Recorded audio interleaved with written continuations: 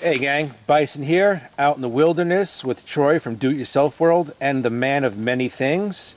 We're doing a little survival dinner tonight. We had a nice day splitting wood, practicing some other survival skills, and we're going to test the Emberlit UL titanium stove. Well, right now my goal with this stove is to test boil a pot of water, which I have sitting right here. I have a quart of water in there, and it is unsafe to drink in its current state, and we are going to boil it to make it safe to drink. And we're going to see how long it takes using this Emberlit stove, which is a backpacker's wood cooking stove, and see how it works. So let's gather our kindling and get this thing going.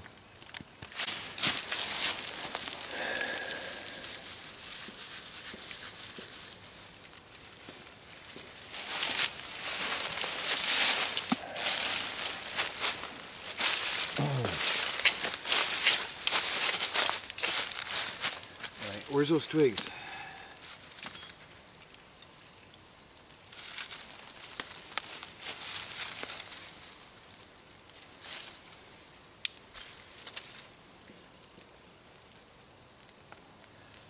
All done there. Oops. Hope those twigs catch. Me too. We should transfer this into the... Let's make a secondary one in the stove at the bottom here. Well, if we get those twigs to catch, we'll be alright. Yeah, give me the stove. Oh no, you got it? Because it's still... What?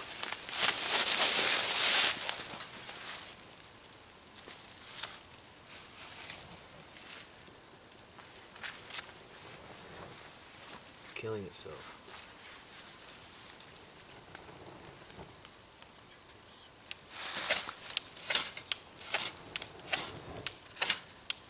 Come on, catch those twigs. Catch those twigs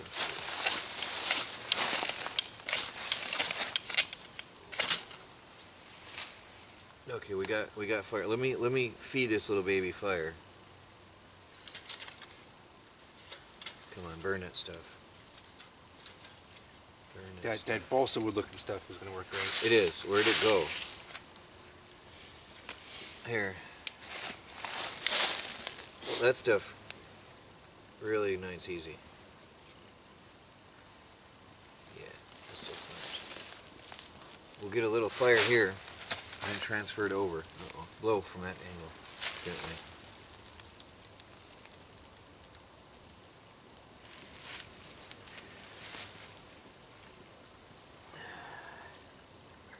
Oops, I dropped it.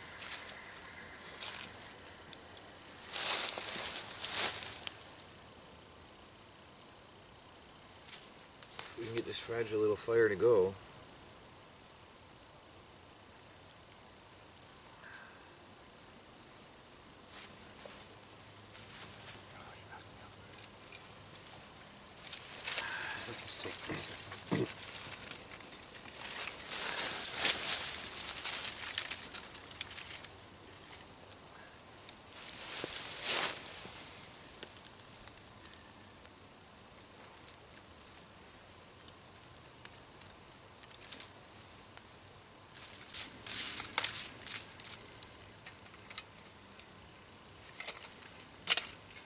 There we go. Yeah, that's some amazing wood.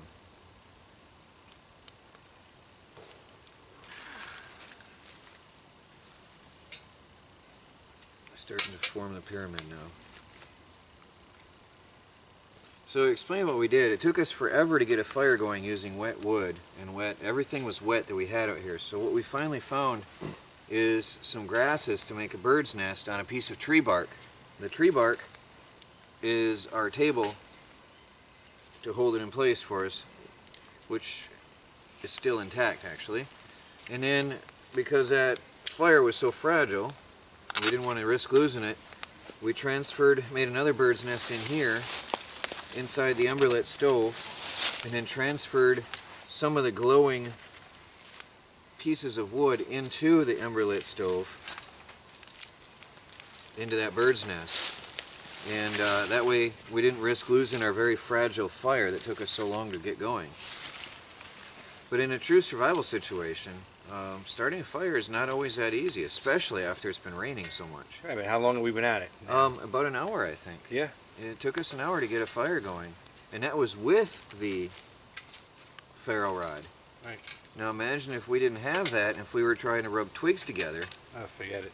And, you know, I watched a survival show where it took them, I think, 13 days to get fire. Right. The idea behind this door is you feed it from in here. Yeah. Well, I've got some bigger stuff for feeding the fire with. There we go. Now we're good. Yeah, we got a good fire. Now, all right, where's our cross braces? Here. Okay. Hold on. Hold on. Wait. Let's get this. We want it in here. Okay. This is probably hot, so. It's gonna be hot. We want it on a flat surface if you can. That's not too bad. There you go. There you go. Now we've got our cross pieces, which now it's awkward to do start the fire with the cross pieces in place, I think. Yeah, that's why they gave us a little feeding door. But sometimes maybe we just wait for it to die down a bit. No, I got it. You got See? it. Nice. Got it in there. Okay. So we can start our pot of water. Finally. Woo! Now I got no hair on my knuckles.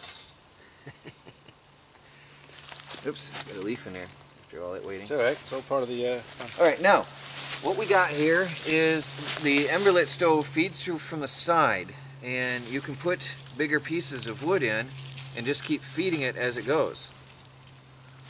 And that wood I have here. I've got some branches and twigs pre-prepared.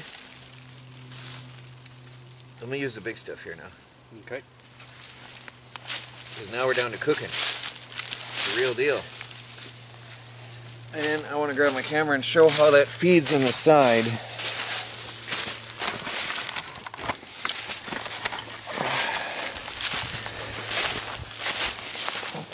So you've got this feed door here, and you just shove in larger branches and keep feeding them in as they burn, which gives you a steady source of fuel for your fire inside. So, burning along pretty good. We'll see how long it takes to boil a quart of water. And exactly 2 minutes now since you put the water on. Okay. It's burning nicely. There's some good coals in the bottom. It's looking really good. Yeah, that nice big pile of long grass we put at the bottom finally took. Alright, well I'm going to feed a little bit more wood in there, set my camera down, and we'll see how long it takes. We'll be back in a minute. Bison's got the light in his camera on, which is very helpful for me, because now I can see with my camera. It's very good.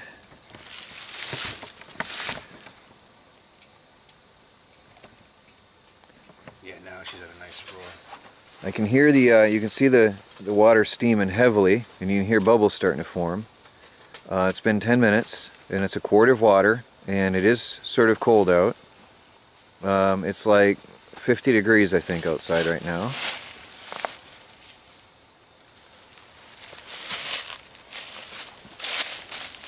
Let me move my angle because the smoke is... Yeah, that's a really good fire, though. That's a nice fire. Oh, my camera. I'm on very uneven ground, so forgive the angle of the camera. But just adjusting my articulating legs a little bit. I think the Emberlit stove works as good as any camp stove. Except the fuel is free. Oh yeah, we got foam forming on the water now. It's spinning around and around now in there. The key is to keep feeding the fire in through the side port. Feeding the wood, I should say, in.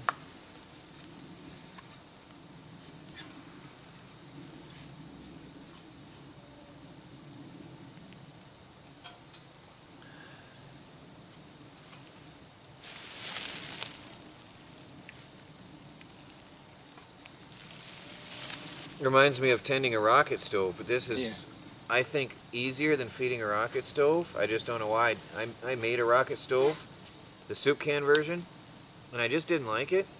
But the biggest problem with the rocket stove is cleaning it out is a nightmare. I was not happy with that.